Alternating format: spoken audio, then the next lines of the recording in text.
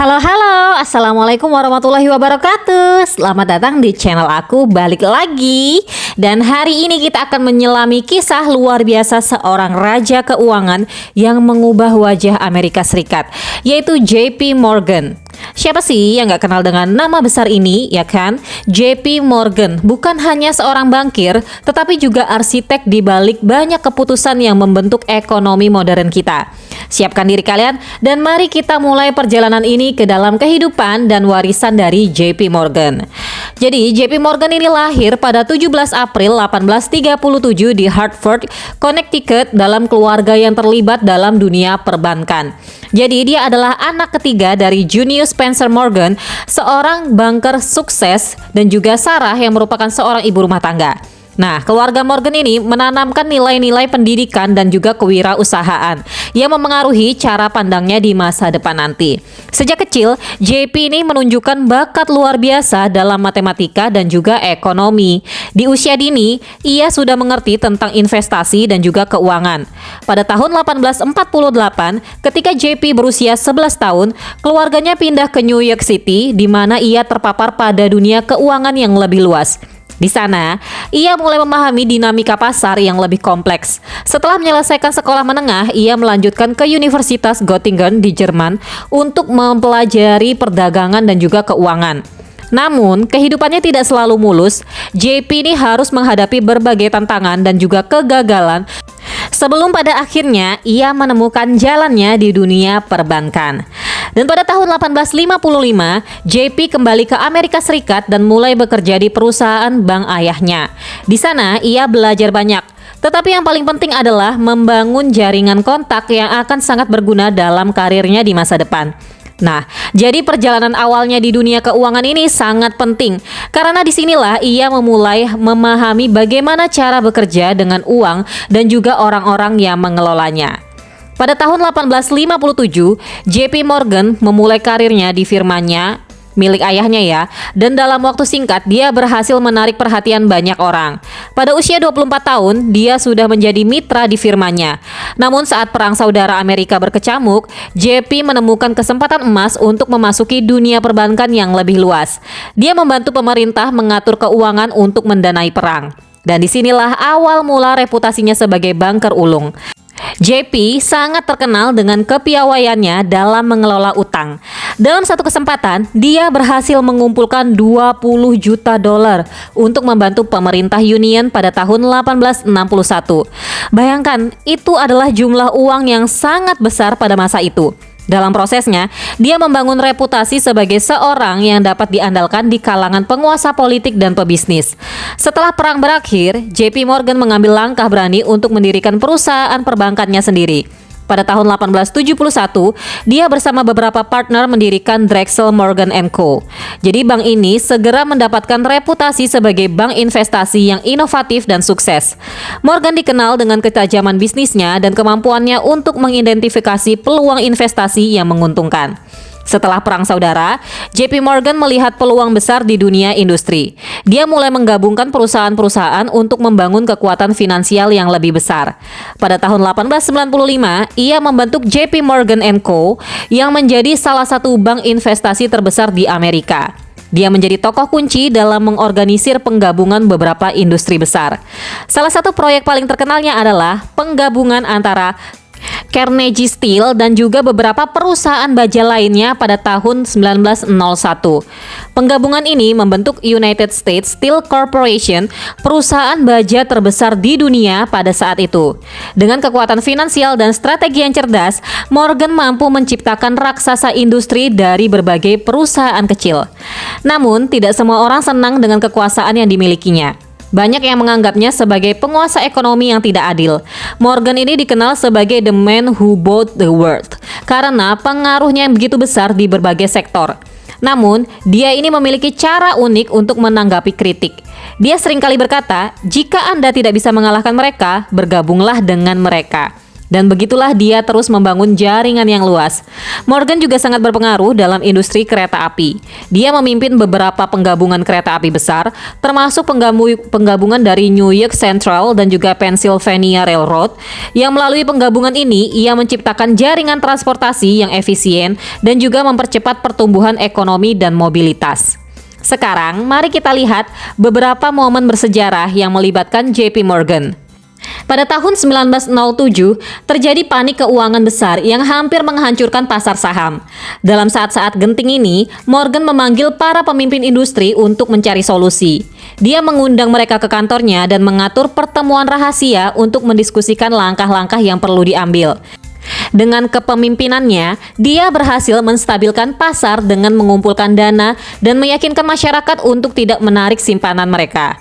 Ini adalah momen yang menegaskan kekuasaan dan juga pengaruhnya.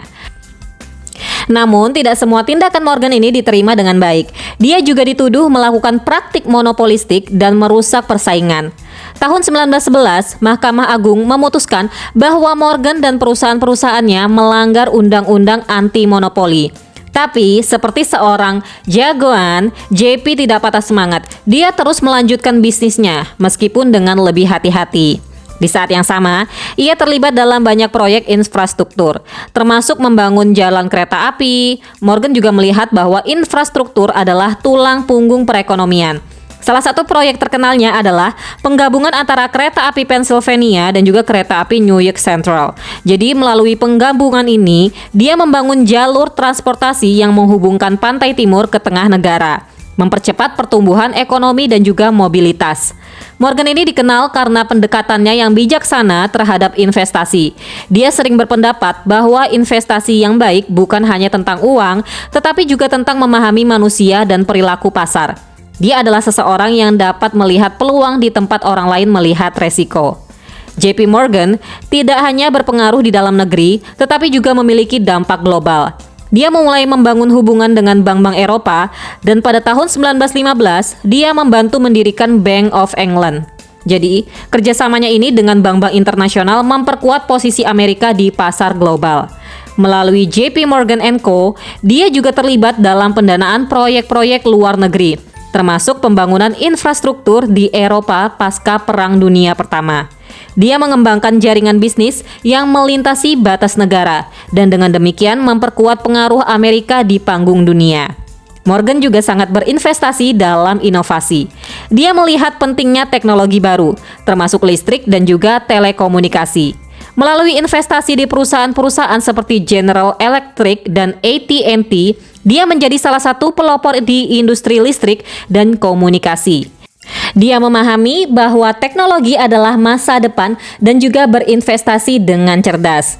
Morgan juga terlibat dalam pendanaan proyek-proyek besar seperti pembangunan jembatan Brooklyn dan pembangunan terowongan kereta bawah tanah New York. Dia percaya bahwa infrastruktur adalah kunci untuk mempercepat pertumbuhan ekonomi. Melalui proyek-proyek ini, dia tidak hanya menciptakan lapangan kerja, tetapi juga memberikan dampak positif pada masyarakat. JP Morgan meninggal pada 31 Maret 1913, tetapi warisannya masih hidup hingga hari ini. Dia tidak hanya mengubah dunia perbankan, tetapi juga mempengaruhi banyak sektor lainnya, dari energi hingga transportasi. JP Morgan Chase. Jadi ini adalah bank yang dibentuk dari hasil usahanya. Masih menjadi salah satu lembaga keuangan terbesar di dunia hingga saat ini.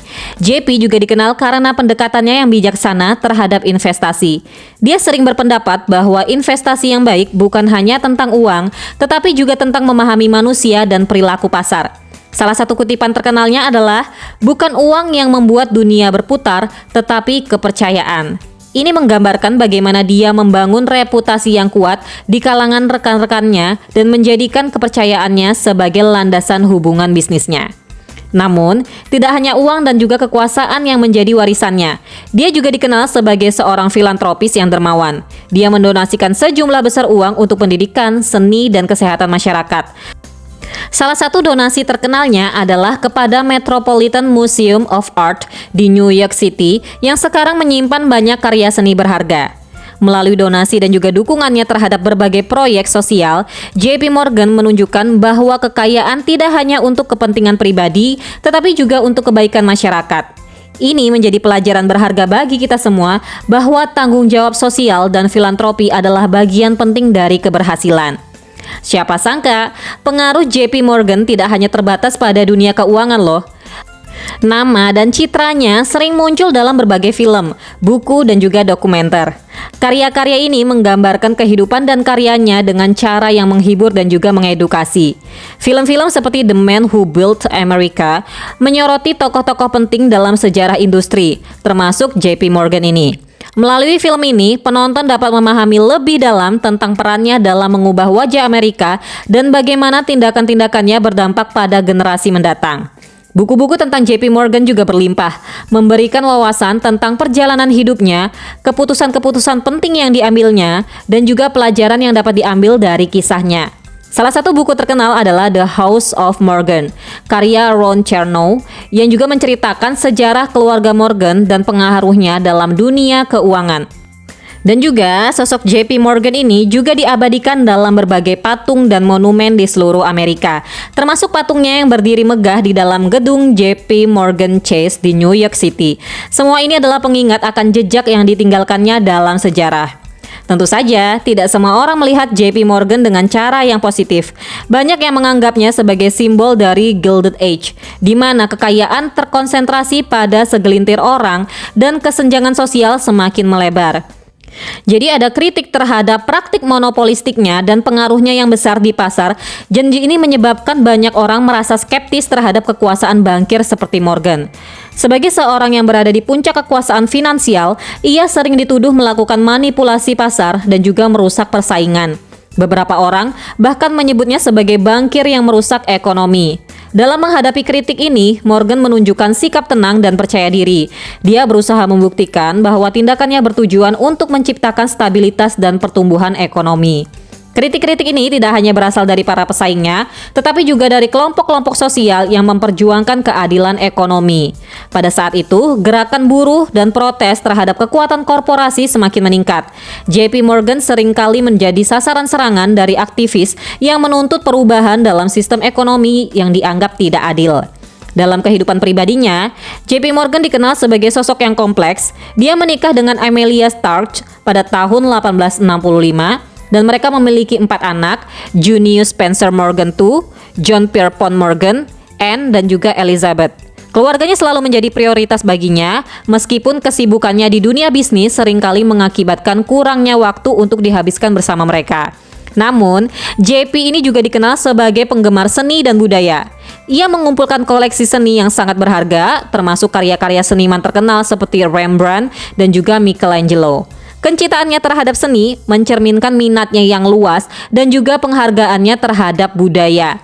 Dia juga sering mengundang seniman dan intelektual ke rumahnya untuk berdiskusi tentang berbagai topik dari seni hingga filsafat. Salah satu kebiasaan yang terkenal dari JP Morgan ini adalah kecintaannya terhadap musik. Jadi dia adalah seorang pemusik yang berbakat dan sering menghabiskan waktu luangnya untuk bermain piano. Dia percaya bahwa seni dan musik adalah bagian penting dari kehidupan yang seimbang. JP Morgan meninggal dunia pada 31 Maret 1913, tetapi warisannya masih terus hidup hingga hari ini. Ia telah meninggalkan jejak yang mendalam dalam sejarah keuangan, industri, dan juga budaya.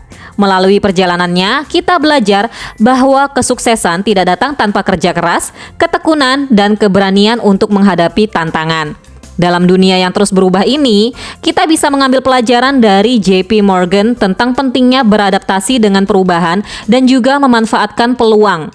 Dia juga mengingatkan bahwa di balik kesuksesan ada tanggung jawab untuk memberikan kembali kepada masyarakat. Dalam dunia yang seringkali dipenuhi dengan ketidakpastian, pelajaran ini pasti akan tetap relevan ya.